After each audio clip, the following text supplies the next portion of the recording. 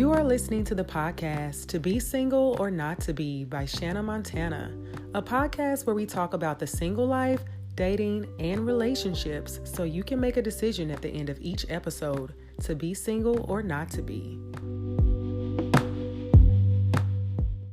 Today's topic is love or money, and you can only choose one. Now, this is in regards to relationships and mainly marriage, since times have changed and how we move in the world has changed, and what women are willing to put up with or settle for has changed, and what we desire for ourselves has changed, since we are no longer dependent upon just, doing what mom or dad did or doing what society says we should do. We have now, as women, we've put ourselves in a position to make different decisions that sometimes may not be the popular opinion, but it's our opinion and it's our choice. And if we're clear about what we want and we have a partner who is willing to sign up to do this with us. So for this reason, I wanted to bring on some special guests who I know could add some value to the conversation. And all three of these awesome ladies are first-time guests on the podcast. So we are going to start with our special guests who we have dialing in with us. So Miss Dawn, if you want to introduce yourself.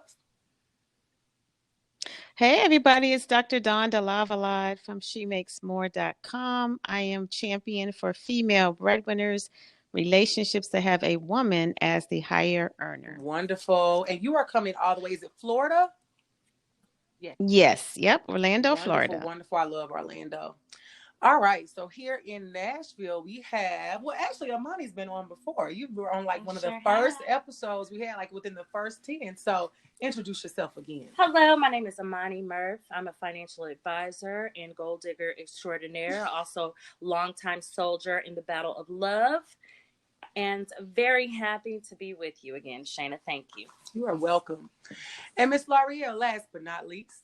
Hello, I'm Loreal Cherry. I'm a licensed professional counselor here in the Nashville area. I'm a lover of life, and I'm just excited to be here with these ladies tonight discussing topics that are just really important to me, which is love, life, and everything. Money. And money, yes. And money. Yes, money is very important. Very important. Okay, so that said, you all can tell we have some ladies who are going to bring it tonight, so we're going to get started. Let's start with marriage. We know people get married for different reasons. So you all tell me, everybody, you can kind of do a round table. Why do you think people get married? Why do y'all think people get married? Because it's bigger than love. It's bigger than money. So what's that? Okay, so you're saying fear. Sometimes fear. Tell us more. I think sometimes people get married they make a decision out of desperation sometimes. Okay. I don't think that is what they want to start with. But I think that pushes a lot of people into marriage sometimes. Too soon. Okay. Before they're ready, before they have evaluated and really made a conscious, informed decision. Okay. So sometimes fear of being alone. Yes. Fear of losing this man they've been with for 10 years. Fear of... So yeah, look. So it's fear of being alone. Damn, that's terrible. I think that's right. That is horrible. But I think it is fear of being alone. So fear is very being valid. alone or not having a strong sense of self. Mm. I think people get married to have families and establish communities throughout history. That's why people have, gotten together so that they can have kids and raise them. Yeah. It's just that simple. Building the empire. I feel like that's a good reason I agree. to get married, but is that why most people get married? Well, these days, I think the intentions have shifted. Not necessarily, with for the community. It's more about love and romance. People kind of have shifted towards romance. Mm-hmm. But I do feel like the main premise is to have a family and participate in the community and participate in society. And I think ultimately it's seen as culturally as the highest level of achievement when it comes to personal relationships. So it's the ultimate end game, right? So in the business world, it may be a degree or title that's seen as the most highly respected accolade. But when it comes to romantic relationships, marriage is seen as the ultimate achievement. So the go-getter, the type A, the high achiever in us, most of us want to experience that pinnacle or that nirvana in our relationship. And like you say, it is sometimes fear of missing out on that, right? So you may make that wrong choice because you just want to experience, hey, what is this? What is this pinnacle? What is this highest level all about? Yeah. What does it feel like? I know for me, I can't pinpoint exactly why I want to get married, but I think it goes back to what you said, Dawn. I do think about when you have parts of your life, say if you've done well in your career, you've done well financially, you have, the house, the car, the picket fence, the dog. You're like, I wonder what it would be like to be married. Yeah, definitely. Let me dive out. I want a partner, even though, and society plays a role in that. And I also want to add that, and I'm sure, Loreal, you can piggyback on this. In Maslow's hierarchy of needs, love and belonging and a sense of community is one of the last steps before you reach self-actualization. So in order to reach your highest self, it's absolutely necessary to be able to feel connected to the community. And love and belonging. Yeah. Belonging can be achieved through relationships and marriage. Definitely. Okay. Sense of belonging is very important, and I'm glad that you mentioned that, because that is something that also.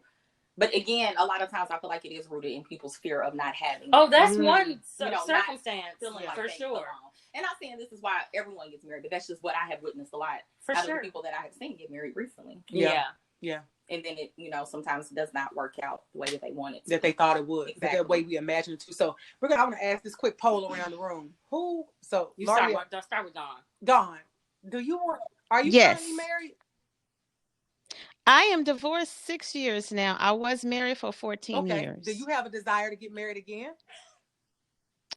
I do, but I would definitely do it for what I call the right reason, meaning I know I'm much more savvy about what I need in a husband. And I think, culturally, the way we approach marriage, oh my God, it's just so, it feels so like backwards, right? Because we don't know what you don't really know what it's about until you're right smack in the middle of it. So it's very difficult to choose the right mate when you don't know what you're about to get into. So I feel like I'm much more knowledgeable now about what I need in a husband. So I would make very different choices.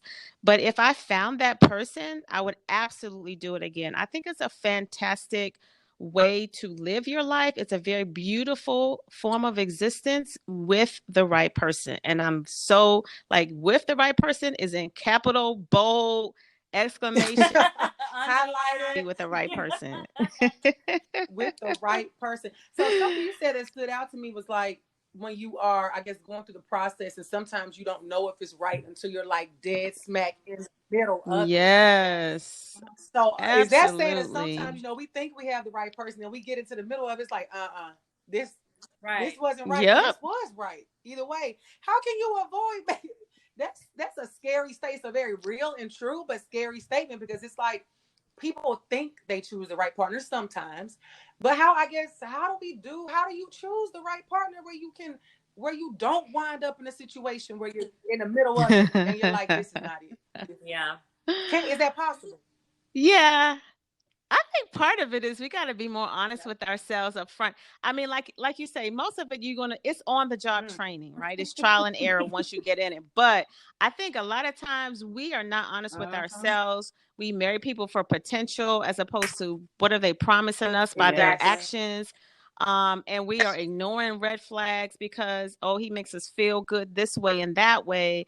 So I think part of it is we got to be a lot more honest with ourselves. And like you say, be willing to be okay with being alone if that's what it takes for you to walk away from the situation before you get mixed up with somebody that's not meant for you. Absolutely. Agree. I think it goes back to what I was saying before, though, about just having a strong sense of self. Yeah. And really having that self-love and having boundaries, and also knowing, not being fearful of your needs and wants. Yeah. And being able to express it. Exactly. Because like she said, ignoring red flags, doing things that your partner you have a list of 10 things that are only coming up to 2, and you're saying they got the potential for the other 3. Right. And I hope they get the other 3 together. Yeah. And when we get married, it's going to change. Exactly. But you know what? Men don't do that, y'all. They don't marry women like, you know what? She gonna lose that 50 pounds. You know what? She gonna start doing her hair. They don't do that. They do not even approach you unless what they feel what like you are wanting. Yeah. So why do we do it? They don't make their decisions based on desperation a lot. They don't. Or feelings. Wow. Exactly. Emotions. Men aren't tapping into. You know what you said, the man's what'd you call it earlier? The hierarchy of needs. No, his penis. Oh yeah, his magic stick, basically. You said something. You called it something earlier. Yeah, I forgot. Yeah, but it was some terminology you use. Is like sometimes that's what they pleasure think with stick. Their pleasure stick. Yeah, and sometimes they. Think but it's not sometimes. That's what society is really built around. Everything we do. Yeah. has a It's about relationship to pleasure. sexuality, Yeah. procreation, and maintaining and building families. Now, for some reason, in this particular day and age, we seem to want to act like it doesn't. Yeah. And there's a huge imbalance. But I don't, we don't have to get into that in this discussion, but we can continue to talk about marriage. I feel like there was a question that I'm missing. What's that? The question that you asked that I was supposed to answer, but I forgot. We're going to get to it. I hadn't asked you yet. But no, the imbalance you're talking, I just want to go to what you said about men and how we operate. You said the same thing, that how women are so tapped into their emotions and all that potential and things of that nature. Men don't use those things. However you show up fully is what that's they what want. they looking at right then. And right if somebody else has a better package than you, they gonna eat out for that. And yes. And I think part of it is, as women, because we are nurturers and caregivers, we feel like we're going to nurture you to this place where we want you to be. We're going to love you to this place where we want you to be. So if you're a drinker, we're going to love you through your addiction. So we want to see you in a better place, but that's not always the reality. We're nurturers. We're nurturing people. We're trying to raise up a nation of men. And we shouldn't have to minimize being nurturers, but we got to add a little bit of reality to it. We can't neglect ourselves. You can't nurture your man. And I think you're supposed to nurture your children. But you can't. I can nurture a man. You can't enable. Listen, you can nurture your man, but you cannot enable. Can't build I'm trying. Hallelujah. I can't nurture no grown ass man. I got to nurture my children. I'm saying, like, if you but you know what it is. I know what you mean, like, giving the energy, the spiritual guide, being an emotional guide. So that's not really a nurturing situation. You're not trying to raise them up. I feel nurturing is the same as trying to raise up a man. I'm not trying. But there is plenty. Is parenting. It's like a man that's a child. There's plenty of women out here that will nurture men. You can't build them up. I said there's plenty of women out here that will nurture a man to death. Till he leave her for somebody else. So that's why I said, like, nurturing is like it's a man that is like a child that you're trying to build up. Right. My thing is, if I have a man that is a whole man, I can take care of you. I can be there for you. Yeah. I can, be the woman, be the loving, emotional guide and part of support. But that's equal. The same level of emotional support that I need is the same that you need. It's not only, if we're on a scale of 1 to 10, I got to give you a 10. No. Let's dial it back. It has to be an equal playing field. So I think nurturing, I think about like where you're coddling a child. Right. And I feel like men, they definitely need our support. Definitely. They need us to help feed their very fragile egos. It's levels to this shit. It is levels. And so, like you said, putting yourself first, making sure that you're okay will allow you to be that for your children and allow you to be that for the man. But a lot of women, we don't put our desires first. We're scared to say what we really want from a man. So we hang on to the little piece of man that we got. So it goes back to what that fear you're talking about. But I think, it's all rooted in fear. And again, not having a strong sense of self. Yeah. You have to know who you are. You really do. And everybody doesn't talk. I feel like I always had my relationship awakening about 2 years ago. And I'm very grateful for that. It's like I woke up one day and realized my worth. And then after that, it was like, nobody can tell me nothing. It's like, I knew, so it's like, but it took for me to realize nobody can tell me. Right. As many people say, nobody can tell. I had to get it, but it's some women who never step into that. They die. They go to the grave and be the side chick in their marriage. Nurturing somebody. Yeah. Nurturing. So it gets to you. So, Amani, what you say? Do you want to get married? Yes. Okay. And do you want to get married, Laura? Oh, of course, yes. All right. So let's talk a little bit about why do you guys want to get married? So I want to be getting married so that way I can flourish as a woman, because I do feel like men enhance women, women enhance men. Okay. I agree. So I feel like we are very different and we enhance one another. I also do want to have a family. Right. So in order to have a family, the only way I'm going to have a family is if I'm married. Otherwise, I'm a thought and bop until I get into that casket. Okay. Look, nothing wrong with it. What is that? Tell me, what's the thought and bop? Thought and bop. Entail? That means just traveling the world, shopping, going to the spa, going out, having a drink. Living a life of luxury. Living life of luxury. And if I can be happy doing that. I can have a date. I'm never worried about finding a date. Yeah. But if I do want, I want to get married so that way I can have involvement in the connection to the community through a legacy and through having children. Yeah. And being the complement to a man and having him as a complement to me. So I feel like I can be made greater by the union because I know none of it is perfect. Right. And the responsibility of being with a person can help me reach my highest level. Yeah. You know, so that's one reason why I want to get married. And I plan to do so soon. Makes Stay sense. tuned, bitches. Oh, okay. Awesome. I love it. I'm here for it. So, Loreal, what about you? You want to get married? Why do you want to be married? Definitely. I definitely want to be married. I want my partner in life. We've talked about sense of belonging, and that is something that we really need. We need that love. We need that support. Also to be my best self. Okay. I need my partner. You know, as you mentioned before, we elevate each other, and I've always wanted to have a family. Yeah. And I want to have a family where I have both parents in the home and we have a healthy, loving environment. Right. Yes. To raise the kids. Yes. Makes Definitely. sense. And I think, and that's why I asked that question, because I just wanted for the listeners to be able to hear, the different reasons why people get married. It can go left, right. You may not want to get married, may want to, whatever the case may be. So tell me, I sometimes hear people say this, and Dawn, I want you to give your insight first, because some people have different notions about marriage for the first time. So do you believe in the notion that, the first marriage is for love and anyone's after that are for the security or the money? That's not my reality. Okay. I feel that times are changing and women are, we're creating our own security more and more. Some of the statistics show that in major metropolitan cities, women without kids, 35 and under, are making more than their male counterparts as far as income and yeah. So definitely, I think she's open to marrying for love nowadays more so than security at every step of the process. And why is that happening? You said so well for the wage? What's happened there that we are making more than the males are? It's education. Definitely. It's because women have been getting, and this is across all ethnicities, women have been getting college degree and graduate degree more common than men since the 1980s. Actually, I was watching a documentary just to piggyback on what you said. 38% of the students in colleges now in higher education are male. 38%. So that means other.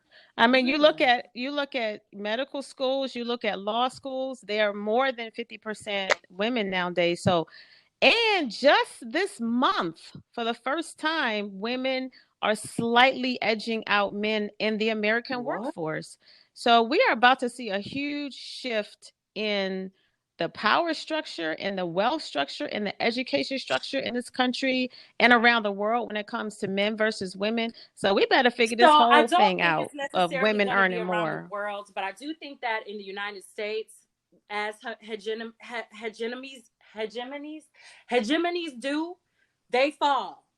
And so it's the time is up for us, because we will see countries like China, industries in the Middle East, those countries where families are intact and they're more traditional, they are going to usurp our power because we have a leader in office that is certainly fast tracking that. But then also because we have no sense of community. Blacks in America don't even feel like they're part of the American society. Yeah. We feel like we're a totally different subset. Yeah. And then on top of that, we have weak families. Weak families make for weak communities. Weak communities make for a weak nation. And that goes back to the marriage. Yes. And so for Western society, I'm counting down in my lifetime. Yeah. It's over for us as far as being the leaders in the world, because the leaders in the world are the places where their families are intact.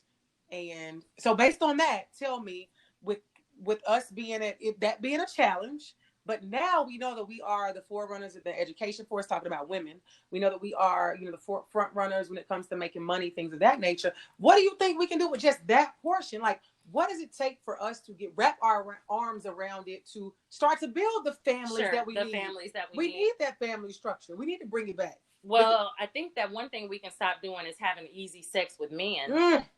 Yeah, I agree. So all good of night, y'all. Good night. All of the sluts out there, put it away, because you are lowering the value of vagina worldwide. Yeah. So I mean, why would a man want to get married? Why does women? We regulate society by making men prove their willingness to protect and provide for families by waiting for sex, wifing us up, having a family.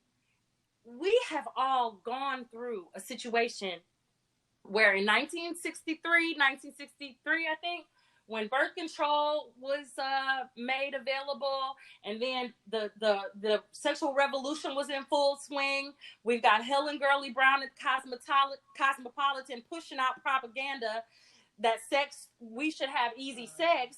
And, even you look on newsstands, and even if you don't ever buy a Cosmo, you walk through the grocery store and you see the word sex. 10 ways to be sexier, 10 ways to please your man in the bedroom. That is exactly how we fail. Yeah. We can't do both. Okay. So I think that one way that we heal the situation is by realizing that our sexuality is connected to more than just pleasure. Yeah, definitely. It's connected to bringing forth the next generation. Yeah. And so we have to be very careful about who we allow in our vicinity. Yeah. Let alone inside our body. Right. Who gets my time? Our energy is valued. Today we are retiring casual sex. Right. No more casual sex. Let me tell you how valuable feminine energy is. Yeah. Men pay $4.99 a minute just to text bitches. Yeah. Yeah. They do. They pay $4.99 a minute just to text people who they think are women. Yeah. You know what I mean? They don't even know who, and I'm talking about text messages. Yeah. Have no clue. So why? It's definitely up to us. It's definitely up to us to raise the bar. And I wish somebody somewhere would start some kind of a campaign or revolution or hashtag or something close to sex. We need to make because it would catch on. I think it would catch on. Because a lot of popular culture appeals more to kids. It appealed more to us than the elders who were like, you fast. You need to sit down. That didn't appeal to us. Yeah. What appealed to us was the between your legs. You ever heard that? Yeah, some of our culture. You never look back on the song. That's old school, baby. You said, hold a dime between your knees. That's how tight they need to be. You hold a dime right there. Yeah. Oh, okay. Yes. I mean, but if you knew the value, like you have a generation in your womb, like that's some serious shit. And But I think that also everything you're saying is very valid, and it goes back to we're talking about. We definitely need to close our legs. You know what I'm saying? What did he say? Close your legs to marry me. But I think we talk about this quite a few times in the podcast that growing up, I would say just even my generation, my parents, they only told us, only thing they preached to us was don't get pregnant. Basically, like you're going to hell if you get pregnant. Nobody ever talked about the value of waiting to have sex, the value of waiting until you get married, the value, all these other values that we're talking about right now. We just were told don't get pregnant. Yes. That was exactly. Because that's all they knew. And let me just add a little bit into the conversation because I just finished my third book, which was based on interviews with men. It's called How to Find, Keep, and Win at Love When You Earn More Than Him. Okay.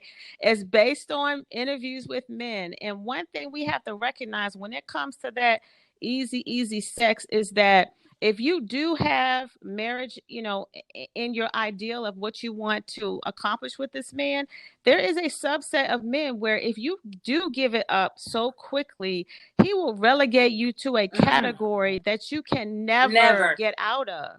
So, and I'm not saying that's every man. I'm saying there is a subset of a man out here who I don't care how many apple pies you bake.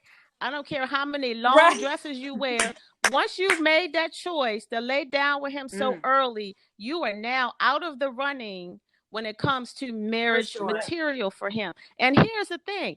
You're playing Russian roulette with that because it could be the man that you're so in love with is the one that fits that category. And now you have messed up your chances of getting that love supreme with this man that you are now falling in love with. And he's seeing you as like, oh, okay, she cool to hang and smash, but she will never be my wife.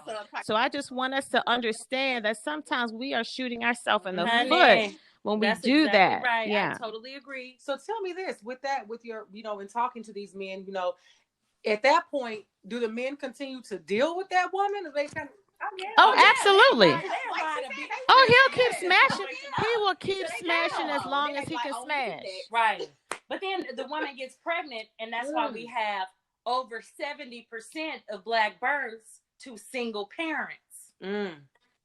And all we got to do for that is look at, now, don't get me wrong, I love Idris Elba. That's my boo. Right. But all we got to do is look at him, how that woman had just had his baby, and then almost, a year or two later, he's marrying somebody else. Yes, that's a perfect example. I forgot about that. He's looking at somebody else longingly. Yeah, I forgot about that. He loved his wife too, girl. But yes, you're right. Sure did. Ooh. Came to Shell right now. It's about clothes. So tell me this. Hashtag close your legs. Why again? And I don't know if we've ever touched on this before. Why? I would say, it's 2020.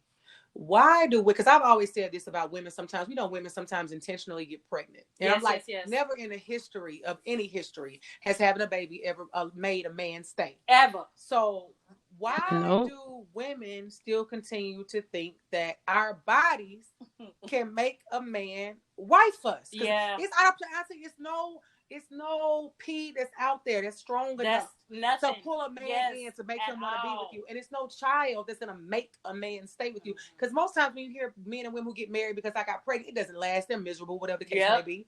So why do we still continue? Why do we think in 2020, as far advanced as we are, that our bodies are the cure, are the key to success? I think because we think that men think like women. Yes. We are under the guise that men think like women. Women and men think completely differently. Yeah. We have an attachment. Yes.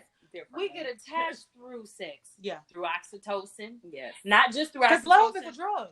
Yeah, it's released when we have an orgasm, and it's also released when we have a child. Mm-hmm. We think men attach the same way. And they don't. Obviously, men don't. Yeah. There are there's examples through anthropology where the men, they used to just work. They used to drop off seeds and the meat and go back out and hunt. They barely saw the wife and the child. Yeah.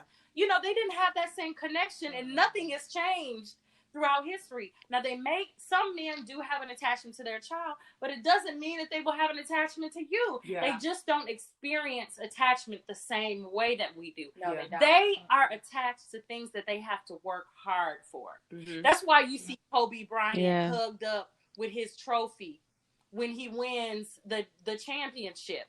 You see these men crying. She went there with Kobe. You do. I wasn't even gonna say that. Michael Jordan. I had to say Kobe in. But R.I.P. You know how hard he worked. You know how hard he worked for that. Yeah. He had been working since a child. Yeah. To get to the championship. He's attached to that. Yeah. So the harder a man works to get to you, the more he cherishes the possession that you. And the thing is, women, we have stopped valuing men for the things that they can do. We stop valuing ourselves. We start valuing ourselves, and I totally want to agree with that. So I'm gonna stop talking. You don't have to stop. I don't want to overtalk. No. That's what it really boils down to, and that's why I kept talking about that. Just that strong sense of self. You have to have it. You have to have it. So tell me, would you guys? We know when we're talking, it's gonna be a little bit of a segue because we're talking about women need to hashtag close your leg. Close your leg. Women, I think we have a little, put little bullet points right here. Women need to understand that the value. At least get paid. Yeah. Do you know what the value of the black family? The value of the black family is invaluable. So start doing what it takes in order to secure the man the right way and not nurturing a child. Yes. Look for a man. So I'm going to segue into, when it comes to marriage, would you get married for love or for money? What is more important? Honey, okay, I did an informal poll. I have a Facebook group called the Wealth Watchers. Okay. So I did a poll and I asked this very question. Love or money? That's all I said. Love or money? ? Okay. All but one man said money. All but one man said money. So the men said money. The men said money. This is how backwards we are and what we're doing. What? The men said money. So what did the women say? Most of the women that I know said money. But it was a few of them in there talking about love. And so it was really interesting for me to see that, because I believe strongly that our society, especially in Black America, we have been so taken down through there and completely warped in how we think about women and men and women's roles, that the men are saying money to the point where men are saying money. So are they saying like they want the woman to make more money? Or that's why they want to say that's why they were married. They want to marry for some sense of financial security. Okay. And that is men. Wait a minute, men said they want to marry for money. Y'all ain't in my motherfucking group. Yeah, I saw it. I'm in the group, but I didn't take it as they said they wanted to marry. I did for money. They want the financial security of a woman that's not broke. Like I don't have to come and save you. Right. And I don't. And see, you know what? I didn't look at it like that because I saw that post. Yeah, and I looked at what people were saying. I thought they were more so saying they wanted to have their money in order first. Oh no. Okay, no. I it's love or money, because if you got your money together, then they basically said I want the woman to have her money together too. Oh wow. And so I can see you don't want somebody that's a complete pauper. But at the same time, the reason why society is so jacked is because men don't have a sense of how to connect to families. They don't have a sense of how to connect to families, which connects them to the community. The only way that they can show their manhood these days is by having random sex and conquering women in different ways. In the old days, before 1964, men understood that they had a role in society, which was to protect and provide. Okay. Now, in Black society, it was even before that. Okay. And so we have had many generations where the woman is the main protector and the main provider. Yeah. Even in the 80s. Especially even now, based on what Dawn said with the statistics of what's happening, they will be the main provider. So would you say at this point in 2020, would you, Amani, would you marry for love or money? Oh, I'm only gonna marry a man who can protect him. I only date men who show their willingness and ability to protect and provide. Okay. Now I can clearly take care of myself. Right. However, if I want to have a child, I don't want to be one of those stressed out moms who's going to work, trying to have sex with her husband, trying to go to the gym and look cute, picking up the kids, doing homework. I don't want to do all of that. Yeah. So I want a man who can step in as the provider so I can take care of the kids in the home. And then I can be the woman he needs as an emotional support and spiritual support and connection to the community. Yeah. I do not plan ever to marry anybody who expects me to pay half a bill on nothing. Okay. Nothing wrong. And how did you come to that conclusion? I have been in a situation long term, never married though. Never married because I adopted a lot of attitudes that are popular today. I do feel like that I would definitely not do that again. I would never be involved with somebody who has been broke. Trying to help somebody make as much as me, or because men just don't respond well to that, even if they say they do. How happy would you be knowing that you bring in and paying half the bills, and he goes out and he's spending his money on somebody like me? He's spending the money he's saving on a bitch like me. He's saving money with you. He's saving his money and giving it to me. Yeah. Then what? Now you feel like an idiot. You working hard. You doing all this hard ass work, and he out here spending half his check on me. Now what you gonna do? You gonna feel dumb. And then what? I'm never gonna do that. I don't know what to say. Dawn. Okay, so Dawn, what would you say at this point, being that you've been married before and you are open to love again? What's more important for you, the love or the money? Definitely love. And tell us more about that. Why is love the front runner? Okay. In my opinion, money does not equate to happiness or peace. Now, it's generally the people that have money that can say that. I do co-sign on that. If you don't,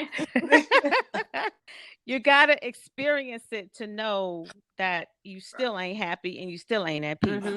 But to me, sharing the finite amount of time that I have on this planet, what do I have? 80? If I'm lucky, 90? 70 years. I have a finite amount of time on this planet. I'm going to spend it with somebody who I love. I'm going to spend it with somebody who fills my spirit and touches my soul. Money can't do that for me. So everybody has to make their own choice. But for me personally, I think part of the reason why our families and relationships are struggling is because we place so much importance on money as opposed to finding that right companion. I got to be honest. I have worked hard to get to a place where I am comfortable.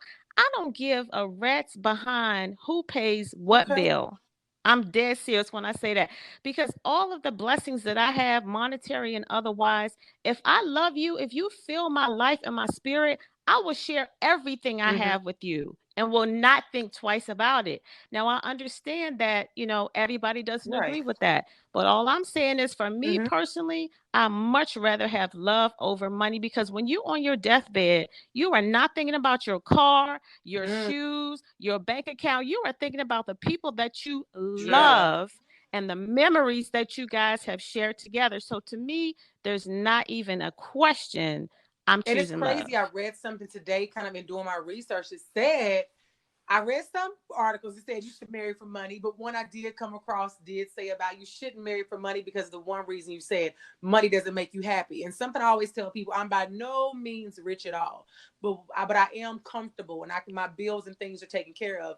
And when I'm going through something in life that's like taking a toll on me, I'm sitting there and I'm thinking, like, all the money in my bank account cannot fix how I feel right now. Was that sad, mad, angry? So like you said, I see both sides of the coin.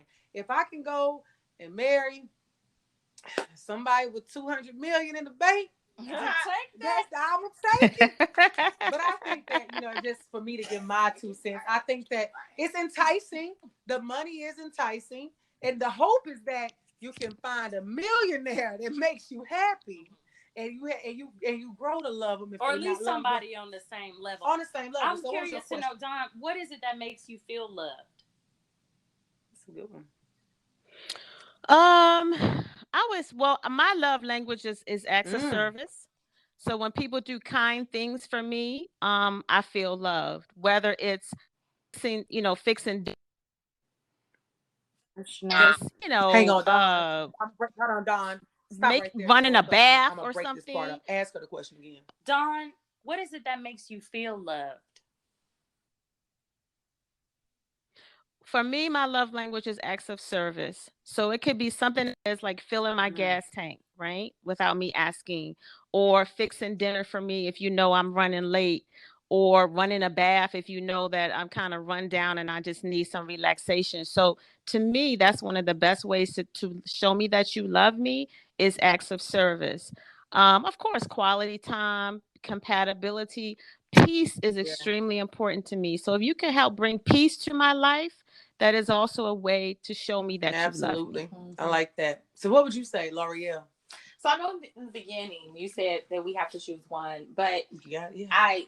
Because both is easy. Both is easy. Really agree with that. Everybody wants love and money. Yeah. Okay, I'm listening. In the therapy world, there's a thing called wise mind. It's a skill that you use in order to help make decisions. And when you use wise mind, you use logical and you use emotional, and you put them together. Okay. To make an informed decision. Okay. Right. And so using wise mind, I would say I need both. Okay. Definitely. Absolutely. Because I can't be with somebody that I don't love and I'm not attracted to and I have no feelings with. Right. I'm not a good faker. Right. Yeah. I can't fake it either. Right. I don't love you, and I don't want you touching me, and I don't want to be nowhere near you. Yeah. So I have to have some love, but I also am in that same mindset of provide and protect. Yeah. That is very security. That is very important to me because if I can take care of myself. I've been taking care of myself. Right. But if I decide that I want to be at home and raise a family, I don't want to be that stressed out mom also. I'm a lover of self-care. I'm a lover of me. Yeah. Right. I'm a lover of leisure and luxury. I like to take care of myself. I don't like to feel spent. Yeah. That's not healthy. I'm a very empathetic person. Yeah. By being an empathetic person, I need my time to heal.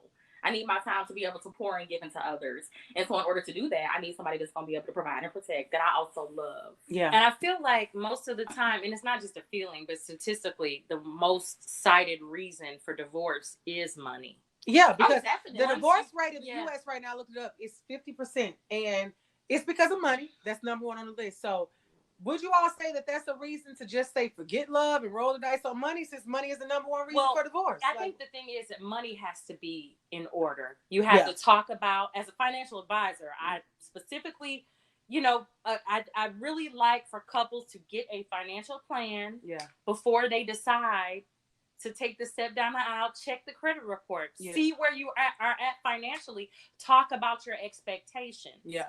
Because it's a very important thing. Mm-hmm. You know, some like I saw something that said, you know, it had Kobe and his wife Vanessa, and it had I love Kobe, y'all. I keep on my mind. I had Kobe and Vanessa, and it had Gabrielle and D Wade on there, and it said "bitches healed like Wolverine when the money is right." And look, she would because they got deal with you. Bitches healed like Wolverine. You know, they done had the cheating scandals. Next basketball player you mentioned, say Michael Jordan. No, I'm gonna say Kobe, because he is relevant, and I feel like he was a good example for so many men. Okay. He was a family man. He had his business together. He was the provider in his family. There were no questions about that. Yeah, it was. He made a mistake, but Vanessa fell in line, and he got past it. Yes, he did. Yeah. Yes, they got past it. Women heal like Wolverine. Yeah, when the money is right. We gotta put that on the shirts. We say that on every episode. Women heal like Wolverine with a bank account. You know, I can heal through some cheating, but if I'm out here slaving, out here not getting no self-care, I'm in here paying half the rent with your ass, and you out here cheating with a 19-year-old. I'm about to slice you up like Wolverine because there's money wrong. Okay, so I have to ask a question. Is there a way to provide, even if he doesn't have the higher income, can he still be a provider? Wait a minute now. If his income is not higher, even if he does not have a higher income, can he still be a provider? That if you budget together and you figure out what your household needs are, and he can step in as the provider, you have to be willing to live under the constraints of his income. Mm-hmm. If you have to take some time away from work to raise your family and be that nurturer, if you can live under the constraints of his income, absolutely. Sure, he doesn't have to make $1 million a year. It sounds like, say it again. It sounds like you, when I heard he has to be able to protect and provide, so I choose money. I just want us to sometimes allow that term provide to be modified as we move into this age of women who are making more, because I definitely feel like a man can be a provider even if he's not the higher earner. This is where our society is heading, whether we want to believe it, admit it, accept it or not. So I think part of it is we have to see men, they can still provide, they can still be leaders, they can still be head of household. Absolutely. How would they provide? Let me ask you this. Let me ask you this. If a doctor marries a teacher, okay, she makes $100,000. She made $200,000 a year. He makes $50,000. Can he still be a provider and protector and provide direction for that family? No. He's gonna cheat on you with somebody who's gonna look up to him. No. I'm saying, can he do that? I want to know what you mean by provide. Tell me your definition of providing, because it seems like it's different. That's what we're talking about. That's what we're talking about. Our definition as a society has to change. A provider is one who's being sure. If you think of a king of the castle, right? Every man wants to be king of his castle. If you think about a king of the castle, that king has to be sure that everything is in its place, everything is working and everything is functioning like it should. Your kingdom is getting their needs met. That's what a provider is, and that does not have anything to do with money. Do it on your dollar. That means that the kids' lunches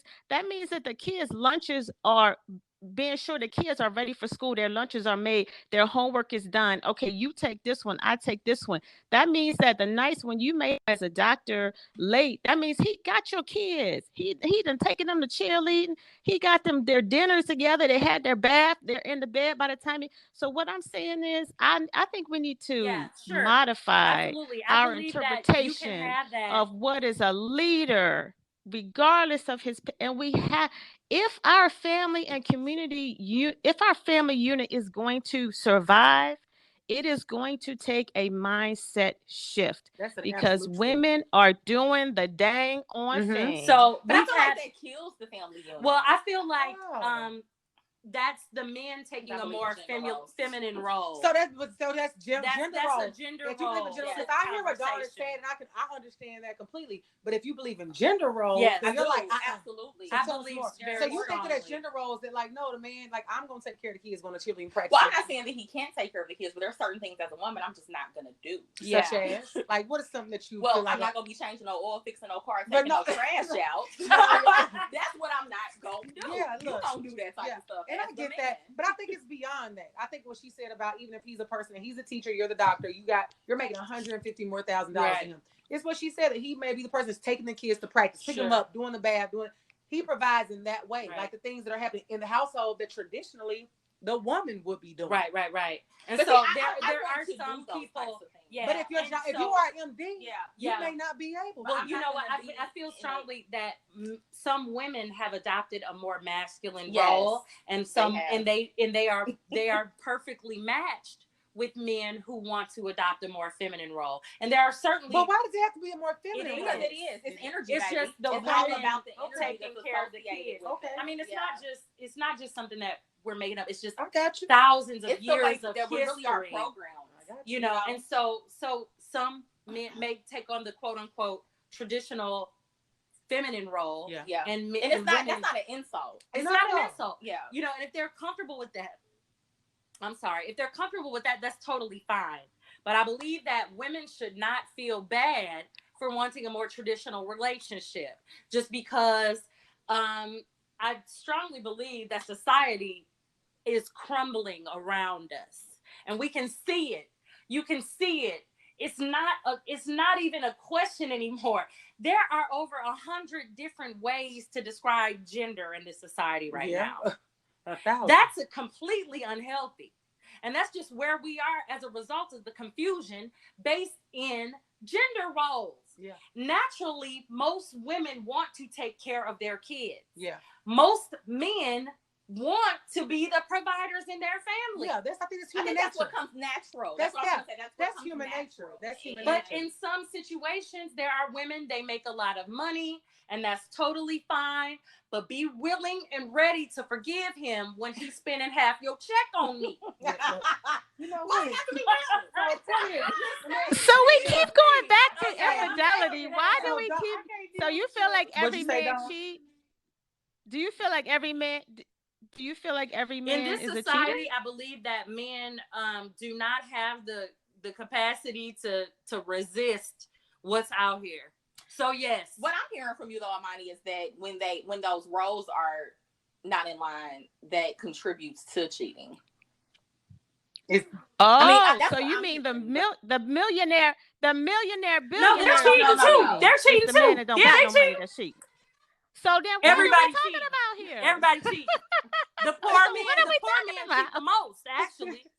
That's what I was hearing. Yeah, the poorer guys cheat the most. So choosing the man with the money, he's still gonna cheat. You choose a man that don't have no money, he's still gonna cheat. Feel like Wolverine. So to me, you should choose love. So that's even more reason to choose love. Men cheat a lot now because their options are so plentiful. Women chase men just as much as men chase women. I think the only man that I have never heard about cheating, my granddad, my dad, my stepdad, President Clinton, President Bush, everybody's cheated except for President Obama, and that's because apparently he liked dudes. That's what the books say. That's what the books say. That's what the books say. I'm just saying, I didn't make it up. And I hate to hear it. I hate to say it, but I'm just saying, I don't know a man. I think you're selling men short. I think you're selling men too short with that. I'm just saying that they have a lot of things thrown at them, and they do have a tendency to make decisions based on their pleasure stick, because they're different than us. Most men are different than women. Now, some men can shut it down. They can say, no, I'm not interested. I don't want to cheat. But after so long, if you acting like, you want to come home and you want to make him run you a bath and he cooking and stuff, he wants to feel like a man somewhere. You making him pick up the kids and you want him to cook you a meal. He wants somebody that's going to admire him for the manliness that he brings. He's going to seek out somebody else. Well, the man with the billions is cheating too, but you don't have to worry about looking crazy because you're not paying half them bills. So you might accept because it's no financial constraints. You're not out here looking crazy, working all hard, stressing yourself out in the rat race. I think they still feel like they still have that embarrassment. But I guess what you're saying is that they are able to take it a little bit better because they're also not stressed out because they're paying half the bills and they're tired as hell because they tired and they're working. So it's easier for them to deal with that. Well, to the men who are listening, I think there's still there are. I believe that. I mean, I stand on your side, Don. I believe that about 20% of them out there don't cheat. I'm hoping. I'm not a big fan of generalizing. Not a big fan of generalizing. So I will say there are some, but I do know that they're just wired different from us. They're very different. They don't feel like us. In the days of easy sex, right? There are women out here that are having sex for compliments, for likes. They having sex for compliments, and they fine. You think your man is a bitch out here giving her pussy up for some compliments and a cocktail? You the fool. And a cocktail that he purchased with your debit card. What? I'm just saying. I stand united with Don and all men are not cheaters. No, all men are not cheaters. All men are not cheaters. They're not. Lil Duval said black men don't cheat anyway. Who? Lil Duval. And Charlamagne said black men don't cheat anyway. Napoleon Hill wrote a book many years ago. It's one of the best sellers. It's right behind the Bible. It's called Think and Grow Rich. Okay. Many people have heard of it. Mm-hmm. There's a chapter on transmutation. And it discusses how men can stop cheating. They kind of are more focused after 40. Okay. Now this book was written in the 60s. So now I think men after 50, it's men after 45, 50, they're less likely to cheat. They think less with their they're more settled. They're more settled in themselves. They're more able to say their libido is going down by then. Duval, he over that threshold. Yeah, he's 45 or so. Yeah. So he's over, men after a certain age, they are able to feel like they can settle down. Yeah. And so I do, that's just the thing, it's we have to follow natural patterns and stop denying that they don't exist. Yeah. I agree. But I think that we still have to acknowledge that if you are in a situation where your partner, a woman, she's the doctor, you're the teacher, that what Dawn was saying about, the roles being fulfilled, it just might look a little bit different than what we might be used to. Yeah, and that's okay. And you have to find this. That goes back to what works for you. We talked about earlier on, the red flags, things that more compromises we make, the potential we see. You have to know clearly, what your standards are, what your non-negotiables are, what your negotiables are, and you have to be able to stand firm in it. Yeah, and a man who's willing to assume more of the traditional feminine roles, he can't be. But are there any men out there who really want to fulfill those feminine roles? They usually be comfortable in that. But there are some men who say, I want to be the stay-at-home dad. They do say they want to be the stay-at-home dad. But do they really want to? And the guys who say that, they be the same ones trying to hit a bitch up on the side. Because they don't feel fulfilled. They the only way that they feel, because society has raped them of their role in society as protectors and providers. The only way about just black men in general? I'm thinking men in general, men period, white, black. The way that they feel connected to manhood is by conquering women's vaginas. So I feel like sometimes that's just one thing that they do. Yeah. That's really all that they have left. If they're not the protector and the provider, I've seen it happen. There was a woman at a company that I worked for. Her husband was a stay-at-home dad. She made over $500,000 a year. Of course he was cheating. He was at the golf course all day. He was taking care of the kids. He was a cheater. He was cheating with it. And, she divorced him, of course.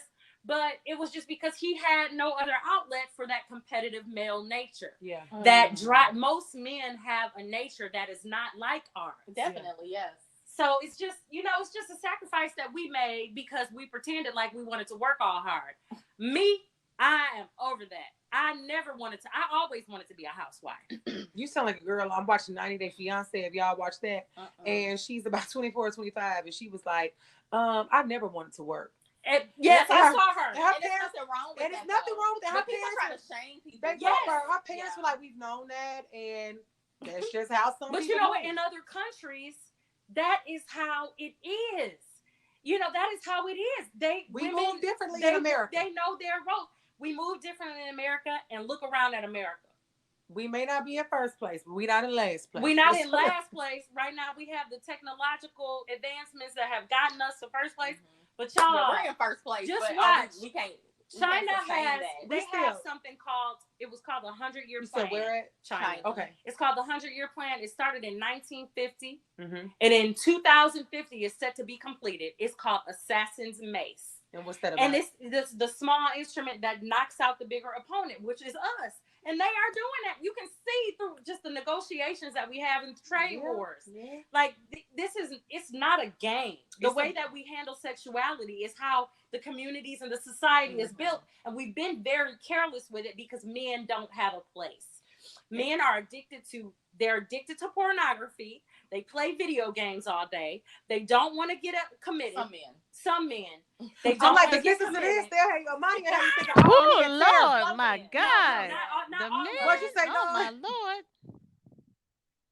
I was going to say, good God. I'm thinking about the men in the millennial generation and younger than us, the Z generation. Look around at these kids. Well, they're extra feminine. They're committing more They're committing more suicides. It's a lot going on with them. There's a lot of turmoil among boys, and that's because they don't feel the connection to society. There's a lot of turmoil between both, though. It is absolutely. It's not just young boys. It's not just the way the family unit 100% is just not intact the way it needs to be. It needs to be. So, and a sense of community, a sense of belonging. One thing we can agree on is women, close your legs. Hashtag close those legs. And on that note, we'll be right back. Yes, with part 2. That's the solution. Right back with part 2.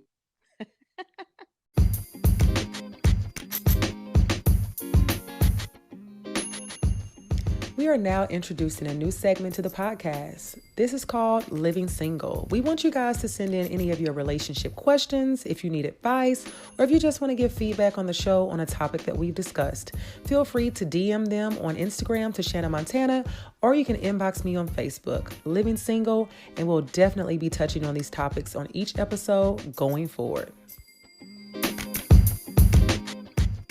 Right now in the U.S.,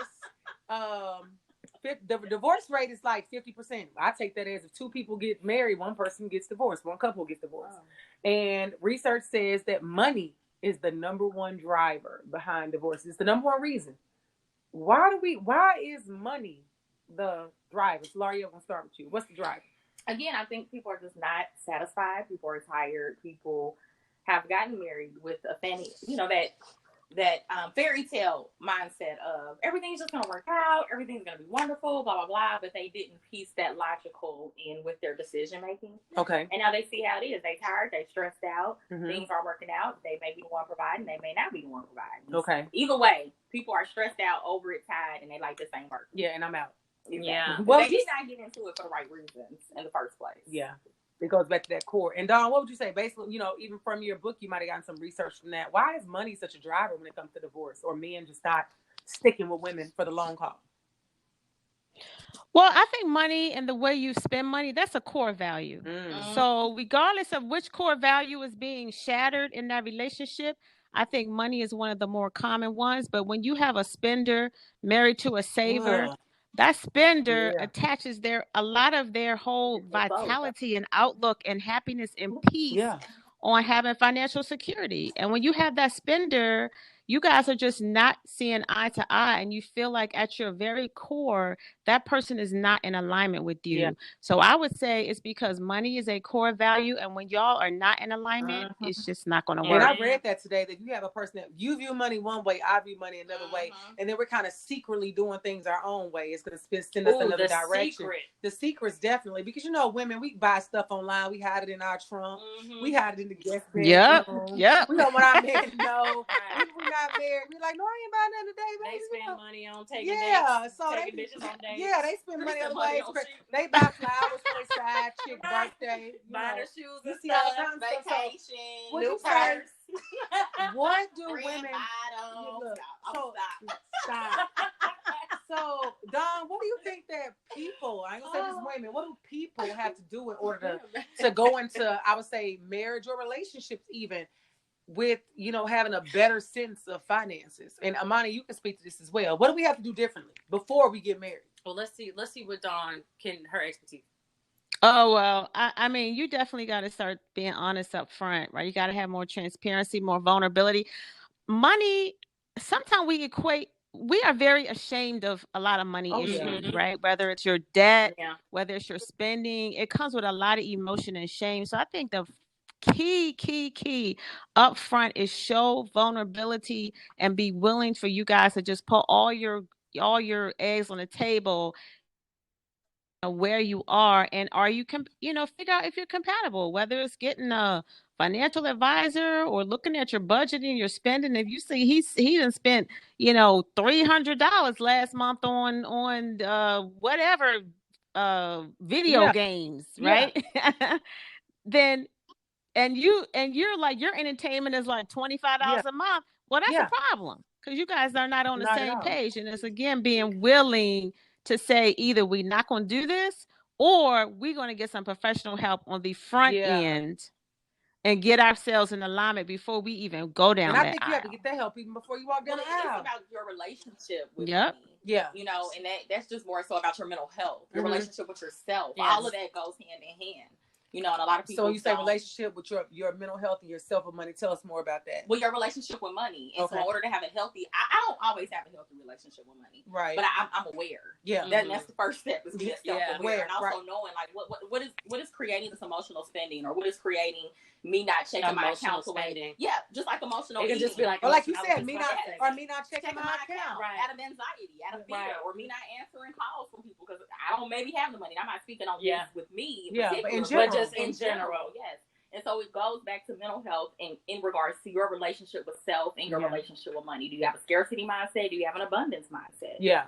Have you worked through yourself in order to be able to now have a healthy relationship with all arenas in your life? Yeah. Or are you just out there living life just out there? On the edge. On the edge. Yeah. Right. What would you say as a financial advisor? What do people need to do differently to not have that as a driver? People need to realize the connection between money and time. Mm-hmm. We say time is money, but really, when we think about money, the money that we earn is related to the time that we spend doing something. And it's the value that we add to organizations or to the community, the value that we add. And so when we feel like we're not getting enough, it's because we're not adding enough value or we're not spending enough time. Mm-hmm. Now, I feel like the relationship that we have with money in relationships, there could be anxiety because we don't want to reveal how little time we're spending or how much value that we actually have in the marketplace. Mm-hmm. So, and also irresponsibility. Mm-hmm. The main thing that people can do is get a budget, y'all. Download the free budget at watchyourwealth.com. Yeah, I downloaded it. It's free. Thank you. Yeah. Now we have a video on how to use it because it might be a little bit of something that's intimidating. But once you have a budget and you have a hold on your own spending, then you can really see where your emotional spending might be, where your bad habits lie. All of that is revealed through money. And so one thing that there's a quote that says, tell me what a man values, and you can see what a man values by where he spends his money. Yeah. Yes. Period. And that's just that on that. Okay. I would say money and time too, though. Money, time is money. Yeah, time is money. Yeah. So, especially like, these upper echelon individuals who don't have a lot of time, You might be dating a CEO. If he spends his time with you, that's a show of his value, because he could be using that time to do something to make some money. Yeah, absolutely. So would you say, we talk a lot about money and security and love and things of that nature. So if you are if a person, and we're speaking general, if a person chooses to marry, say for money over love, are they considered a gold digger? Well, if you're asking me, now listen, I proclaim myself as a gold digger because I'm not going to dig for dust out of somebody. I want you to bring me your best because I'm going to deliver you my best. Okay. That's what that means to me. Okay. So I do expect a man to protect and provide, but I feel like I'm worth that. And so if you put your worth on yourself, you decide what you're worth. Mm-hmm. Now, if you're looking for somebody to give you something without anything in return, then there's a you're probably not gonna get it. Yeah. But in most instances, anybody that's out here getting money from anybody, it's because they have the value that equates to that. Yeah. There's nobody out here getting money for nothing. Yeah. There we go. And that's it. Nobody's getting value. Nobody's getting value for nothing. For nothing. Okay. So what would you say? Don't have the only people that are mad at gold diggers is people who ain't got no gold. Ain't got none. Or don't understand that full concept. If you ain't got no gold, that's the only reason you mad. Because as soon as a man gets some gold, he gonna run out and get the best woman he can afford. Let's say, he's not gonna go to the trailer park. I ain't messing with no gold digger. What kind of he bring out? He said she ain't a gold digger, but she ain't messing with no broke niggas. That's right. She ain't a gold. Now the gold digger that's gotten, you only want a man. You only want a man for money. Men, they bought into the whole concept of love too. They love romance too. Yeah. But women, it's in our nature to want a man to protect and provide for us. Yeah. The reason why men can use that to shame us is because they want free sex. Mm-hmm. Don't be an idiot. Let's say hashtag close your legs. Close your legs. Yes. So Dawn, what would you say? Is a person a gold digger if they choose money over love? No, because I think people over love all the time in different ways. I think that's just rooted in our society. We don't even think about it. I mean, we can look at Oprah and Stedman, right? The fact that Oprah doesn't want to marry because she doesn't want to put her at risk. Or, the term, it's cheaper to keep her, men who stay married because they don't want to pay alimony. Yeah. We choose money over love all the time. And even to piggyback on what you said, like I said, all but one man on the thread that I posted chose money over love. Yeah. So are they gold diggers? I think it's just rooted in our culture. Yeah. I would say no. I think the definition gold digger comes when the money is gone. What happens when the money is gone? What is your behavior? So the gold digger to me, when the money is gone, she's gone. You got to have something more than money. Absolutely. Whereas the woman who chose security, I believe that woman was there as a partner, right? And her mindset, I believe she was there to be a partner. She was there to share the load with you. Yeah, you were the financial provider, but she was there to help share the load.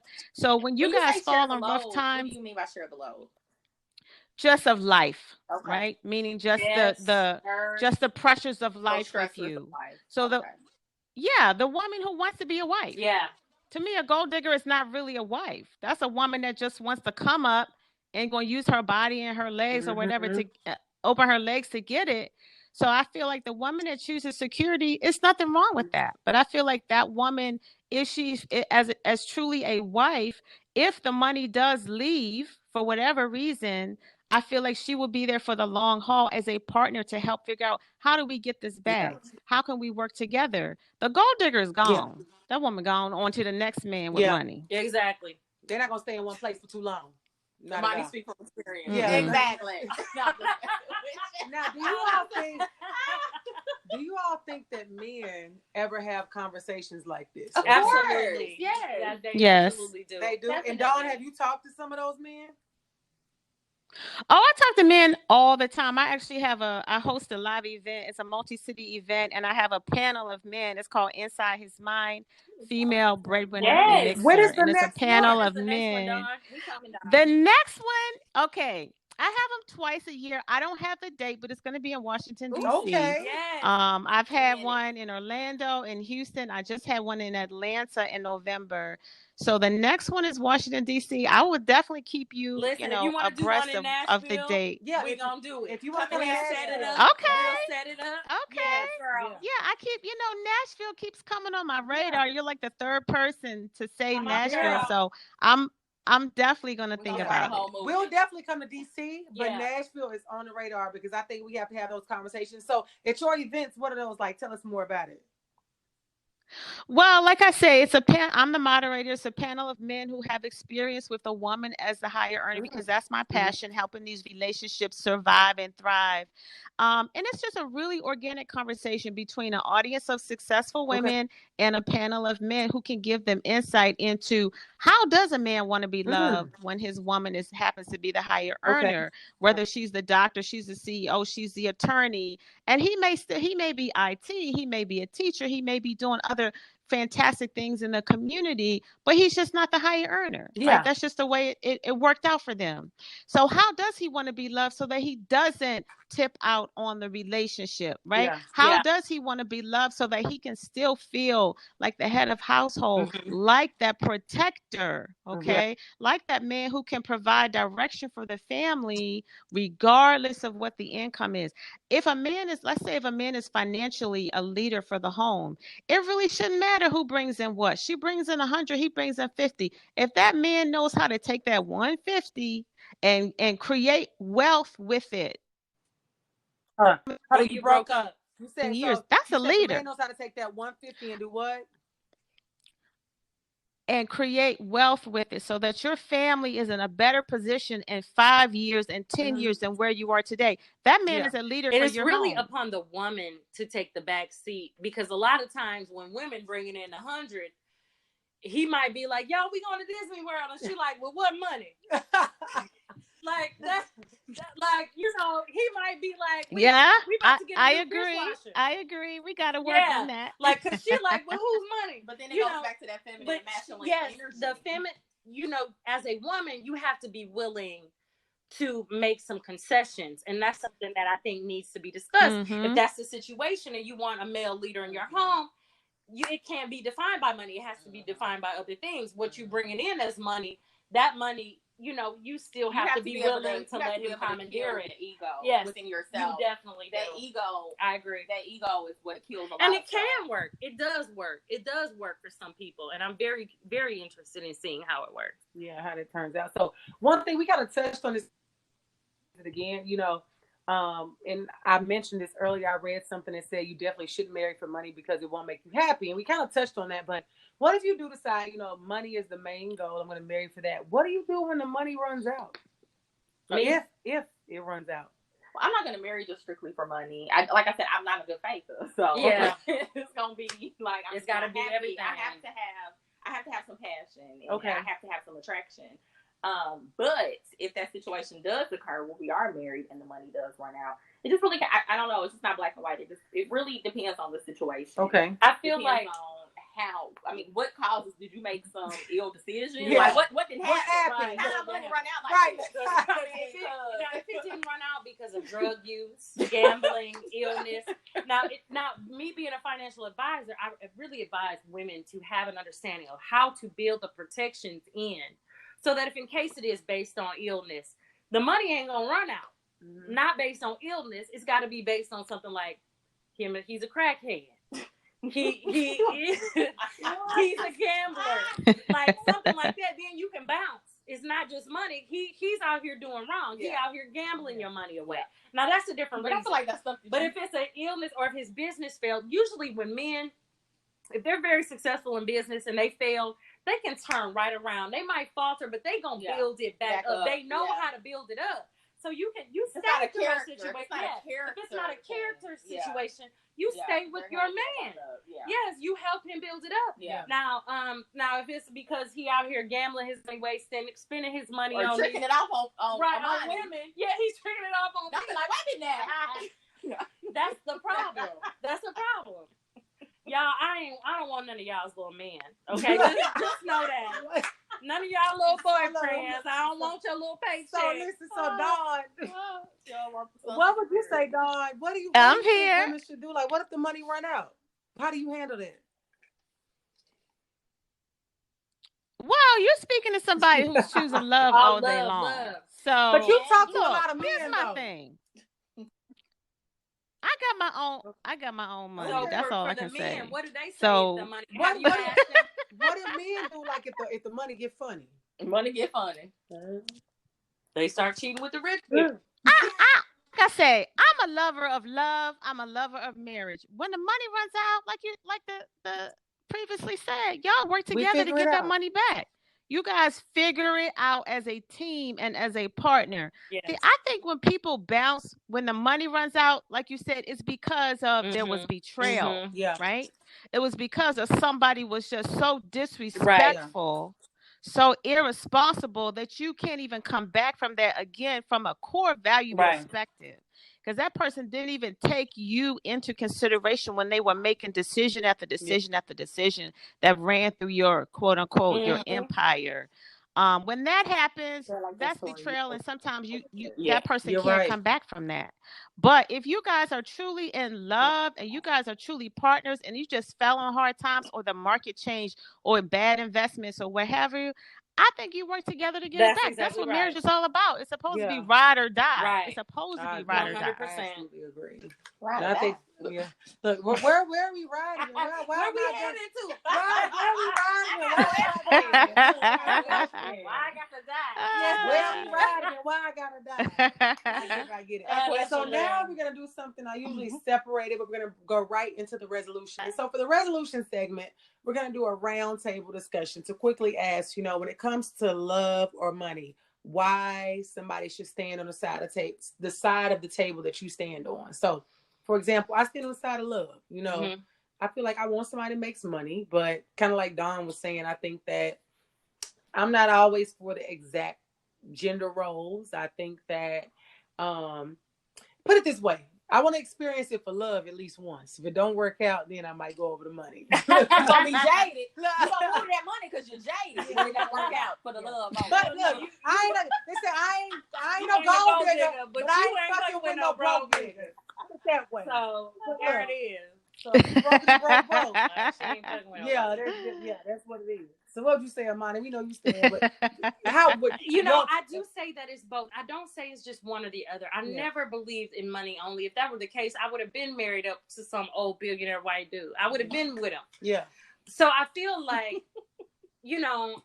what was the question? How in regards to marrying for love or money, what would you tell society? How should they stand? I would tell society that it's in men's benefit to reclaim themselves as protectors and providers, and for women to know that it's upon them to regulate society by regulating sex. We have to make men prove themselves as protectors and providers. Not necessarily that they're going to be the main person bringing in the most money, but that they're willing to protect your family and that they're willing to grow a family with you. Yeah. So I feel like, okay, sure, it's okay if the woman makes more, but you have to have that structure. Yeah. And so I feel like, if I were to tell society to do anything, is to keep your legs closed. Hashtag. Yeah. Hashtag close your legs. It's gonna be on the show. Movement. What you got? Yes. So I'm just gonna say this. I'm never a fan of emotional reasoning, meaning making decisions based on emotions. That's just not healthy. Okay. And so, like I said before, there has to be some logic. There has to be some emotion. Okay. And you really need to also have, like I've been saying, a strong sense of self. You have to know what you want. You have to have your boundaries in place. And then you make your decision. Yeah. Based on logic and emotion. And not reason. Just love. Because that's emotional reasoning. That's unhealthy. That's not enough. Love should have brought your ass home last night. But no, you never, ever should make decisions. Especially lifelong decisions. Especially lifelong. Based on emotion. Yeah. That's a fool. You don't do that. That's a fool. Don't do it. Thank you. And Dawn, what would you say? To close it out, Dawn, what would you say? Oh, you are not the Well, You I are guess not I'm the at fool all. in You this are not. conversation. You are not. And I'm okay with that. I'm okay with that because, look, let me tell you, I choose love because I choose to create my own security. And I'm so serious when I say that because I know that I can always depend on me. If you're dependent on somebody else for your security, then they are in control of your tomorrow. Basically, they can dictate your future to a great degree, whether they stay with you or leave, whether they have money tomorrow or they lose it, Mm-hmm. whether they live or die, they are in control. So I choose to secure my own bag and I choose to modify my perception of provider and protector and create space for him to lead despite the fact that I have secured my own financial footing. Because to me, love is sacred. And once you find the right one, that supreme love can elevate your spirit and your soul to heights that money never What happened when the can. love So leave? that's what I say. I'm Because that team leave a love lot. all The day love long. go in and out. Hold on, what you say, Don? What? Well, you got to work at it. That Yeah. you got to work at it so It that it It is. is an doesn't, action right? I word. Yes, mean, Right? it's a love verb. is an It's a action verb. word. I get it. So I mean, we have a little. We have told we got the love, we got the money, we got the in between. But I think ultimately it's up for you to decide. But at the end of the day, everybody on 3 hashtag keep your legs closed. Keep your Hashtag legs keep your legs closed. closed. Sonny, everybody give yourself a round of applause. So Don, I need for you to tell everybody where they can find you on social media and where they can find your book and all that good stuff. Yay, Don. You are welcome. Okay, this was so much fun. Thank you for having me. So again, this is Dr. Dawn DeLavalade, champion for female breadwinners. I am at She Makes More on Facebook, on Instagram. My newest Hold on. book is So hold called on, How Dawn. to It broke Find, up. So I'm Keep, gonna say and it Win again. at It broke. Love. You're fine. When So Dawn, tell us where we can Oh, find I'm you on all sorry. social media platforms. Thank you so much. This was so much fun. So at She Makes More on Instagram and on Facebook. And my website is shemakesmore.com. My newest book called How to Find, Keep, and Win at Love When You Earn More Than Him. For all my successful ladies out there that seem to keep running into guys that they are the higher earner. It's okay. Yes. It can still work, girlfriend. I got you. This book is for you. You can go to singleandsuccessfulatLove.com So make sure you to guys get your follow her, copy. support her. All the ladies on the podcast, we thank you. Your opinions are always valued and appreciated. And we'll be right back with the Montana Minute.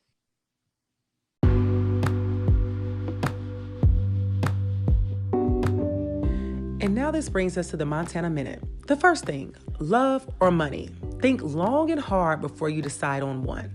I'm a fan of having both. Today, but if I had to choose just one, I want to try marriage or relationships out with love and see how that does. And then I may change my mind from there.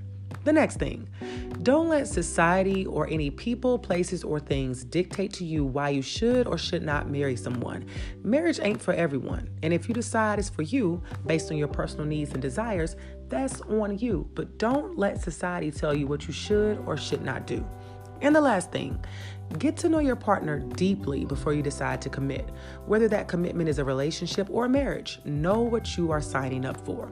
So, it is my hope that this episode can aid you all in deciding to be single or not to be. That is the question. Signing off, yours truly, Shanna Montana.